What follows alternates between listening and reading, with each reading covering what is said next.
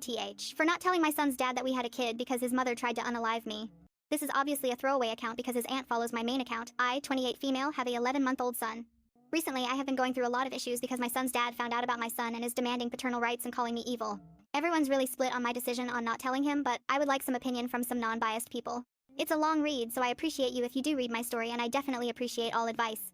So to start the story, when I was 24 years old, I moved to a southern state. I'm from the Midwest, so it was a long distance from home, about 18 hours. When I was down there, I met this guy for purposes of the story. I'll call him Keith. Keith is 25. I am a streamer, and I met Keith while streaming, and we both realized we were in the same area, and we started talking. We were talking for a long time, and we became really good friends, but at the time it didn't really materialize into anything crazy outside of friendship, although he did constantly express that he really liked me and wanted to date. I could tell he really did like me, but I was only interested in being friends. In a place where I can't say now that maybe I did lead him on, because we did spend a lot of time together and went out to eat a lot, and he spent the night with me a lot, though nothing intimate ever happened. Shortly after my 25th birthday, I ended up having to move back to my home state, but Keith and I kept in contact. While I was gone, things kind of evolved and we started to date. After a year and a half, I finally moved back to the state in the south, and when I moved back down there, we decided we were going to be in a relationship. I mistakenly moved in with him immediately when I got down there because he told me that would be easier than finding my own place. And even if I did want to find my own place, I could stay with him and look while being down there versus trying to find my own place being 18 hours away. To me, it made a lot of sense, so I moved in with him. Now, Keith has a daughter. I knew he had a daughter, but until I moved in, I did not know he had full custody of his daughter. He never said that, but she was such a sweet little girl, and me and her found it, and instantly. It was kind of awkward initially because she is someone else's child, but again, she was pretty cool and so well-mannered. Also, Keith is a complete mama's boy. That usually wouldn't be an issue, but his mother absolutely hates me. For context, his mother hates me because I work from home. I have been working from home since I met him, and she needed a work-from-home job, so I tried to get her into my company. During her training, she cursed out one of the trainers and they let her go. She after told him I need to find her a new work-from-home job. I told him I couldn't, and that actually because I got her hired, HR is upset with me. He told her I couldn't help anymore, and she has hated me since. That is literally the only interaction I have ever had with his mom up until him and I living together. During the course of us living together, she would come over quite often, and because I knew she did not like me, I would tend to stay in the room or stay away from her. If I did run across her, I would say hi, and that would be the depth of our conversation. Also, a lot of the times I would hear her talking trash about me, telling him that I was just using him for a place to stay, even though it wasn't my idea to live with him, and so much more. It got to the point to where his sister, who was once nice to me, was no longer nice, and he would hit that he would like me to not be there when his mom was there. Things came to a boiling point when one day, his mother came over and brought some things for his daughter. We had just got done doing the do, and I didn't have on clothes, plus she doesn't like me, so I just stayed in the bed. I could hear her downstairs yelling that B word upstairs better, nor eat her grandbaby's food. I'm guessing it was a seafood salad or something to do with seafood because he told her after not to call me on my name, and I buy my own food plus cook the majority of the time, and said that I was planning on making a lasagna that night. He also mentioned to her that I was highly allergic to seafood. This is very important to remember that she acknowledged the fact that I was allergic to seafood by saying, oh well good, because it's not for her anyway. Later on that day, he called me and told me that his mom made a lasagna so I don't have to cook tonight and that she is also bringing me a plate. That raised red flag for me because I heard him tell her this morning that that was what I was cooked for dinner, and why would you bring me a plate when you hate my guts? After he came home, she showed up and brought 3 plates, one for me, one for him, and one for his daughter. His daughter ended up saying that she wanted to go spend the night with her grandma, so she packed her plate and left with her. While she was still there, my brother, who lives in the same town, called and asked if I could babysit his kids because he and his wife had to leave town because a family member of her had an emergency. I said, of course. But something told me that something was not right with the plate, so I switched his plate with my plate. His mom put a slice of chocolate cake onto his plate, so while he was upstairs getting his daughter settled, I took the chocolate cake off his plate and put it onto the plate that she prepared for me and put mine with my stuff that I was taking with me to my brother's house. I drove over there, and after about an hour he called me back to back like 6 times and told me not to eat the lasagna because he found shrimp in his. Immediately put on a pair of gloves and looked through the piece I had and did not find any shrimp. I called him back and told him that I did not find any shrimp in mine, and then proceeded to tell him what I did. He tried arguing with me and telling me that she would never do anything like that, so I told him to call her and put it on 3-way and I will go on mute.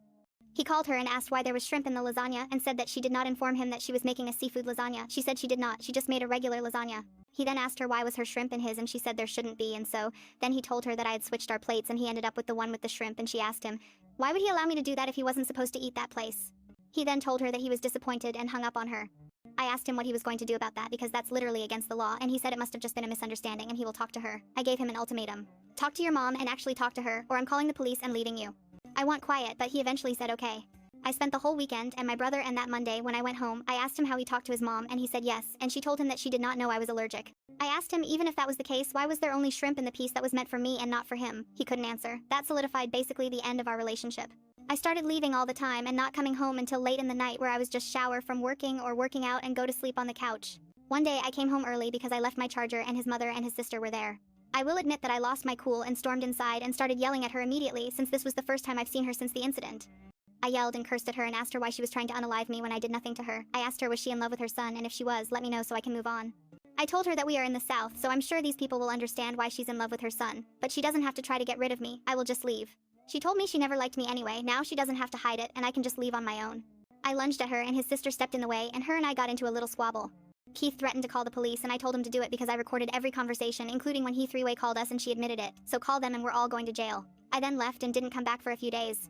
On the day I did come back, I made sure he was gone, and I went through the back and took all of my stuff. Later on that day, he came home and realized that I moved out and told me that I forgot a prescription in his bathroom. I told him to keep it. I can get another one. 2 weeks after that, he texted me and told me that he found some of my card game decks. I tried repeatedly to schedule a time to pick them up from him, but it never worked, so I ended up just reordering them online. That was the last I heard of him, and I later realized he unfriended me on all social media platforms, and I kind of just moved on with my life. A few weeks after all of that, I randomly took a pregnancy test. I did not think I was pregnant. I had no inkling. I was doing it for the boredom, but it must have been my tuition because I found out that I was pregnant. I had not been with anybody since Keith, so I knew it was his baby, but because of the way things are going, I just never told him. A month and a half after I found out I was pregnant, I moved back to my home state. During my pregnancy, I was really sick the entire time and had a lot of health issues. I was hospitalized a lot and ended up having my son in 35 weeks because of the sicknesses. My son was beautiful and perfectly healthy, although we did have to stay in the hospital for over a week due to complications on my end. Fast forward to present time. I never post my son on social media, and I also never posted my pregnancy. It was kind of a if you know type thing, and for my son's 10-month tribute, I posted him on my Snapchat story. A lot of people, especially people who live where I used to live with Keith, were shocked and congratulatory. Later that night, Keith sent me a friend request on Snap. I didn't initially accept it, but the picture I posted of my son was on my public story, so he commented and said that he was a beautiful baby boy and congrats. I told him thanks and accepted his friend request. I don't know why. I didn't have any plans to tell him that my son was actually our son. I didn't hate him. I just didn't want my son to be around him or his family because he had no backbone, and his family has already shown me that they would do anything. After about a week, he messaged me on Snapchat and asked me could he ask me a question. I told him sure. He didn't ask me was my son his child. He said if so, he wanted to be a part of his life, and if not, he apologized for bothering me, but he can't help but to think of the timeline and assume that he was his son. I followed up with a message about how he ghosted me and never talked to me again after his mom tried to unalive me and that this is my son, and I refused to share him with somebody who doesn't have the backbone to even say what's wrong from right. He sent me his number and asked me to give him a call. I let him know that I still have the same number if he had it. He could call me, but I'm not calling him. He called within 15 minutes. We had a long emotional conversation where I explained to him why I did not tell him and why I don't want him involved. He told me he understood, but he really wanted to be a part of his child life and hoped we could put our differences aside. Asked for a DNA test and I agreed and told him that we can slowly try to build a relationship with him and my son with firm boundaries. He said okay. Within an hour, I was getting several Facebook friend requests from people with his last name. I messaged him and let him know to tell his family to stop sending me a friend request because I'm not adding strangers, and even if I did add them, they would not be able to see pictures of my baby as to I don't post him on Facebook. He said Zari and I wanted to tell me that he told everybody and showed them the picture that he had and that everyone was excited, except of course, his mom. He told me that his mom believed that I was trying to put a baby on him and think that we should do a DNA test. I told him I already offered him a DNA test and he said well, she said it's mandatory if I'm going to have anything to do with this baby. That solidified to me that he still doesn't have a backbone and that I don't want my son anywhere near them. I told him that I don't want his help and I don't want anything to do with him. I don't want a DNA test and I am removing communications. Heaven told me that I was an asshole because I withheld my pregnancy from him, withheld the chance of him getting to be involved in the naming or any decisions for his son thus far, and now I'm trying to keep him away from him. Completely. I told him he was spineless for not being able to stick up to his mother. I told him the only reason that I did that was because she tried to unalive me, and I reminded him that the dates that she tried to do that I was technically pregnant at the very beginning of my pregnancy, maybe 2 or 3 weeks long. But I was pregnant nonetheless, even though we did not know it shouldn't matter. She tried to hurt me, and it was while I was pregnant with his kid. Him still defending her showed me everything that I needed to know, and I don't want my son around them. I then proceeded to block him. He has campaigned everybody we know to try to talk me into letting him be a part of my baby's life, and tell me that I'm wrong for what is going on. But I really don't think I am, but at the same time, am I stopping my son from having a dad over my hurt feelings? I really don't know. I just need some advice. Hopefully someone can help on here because you guys aren't emotionally invested nor biased to either party.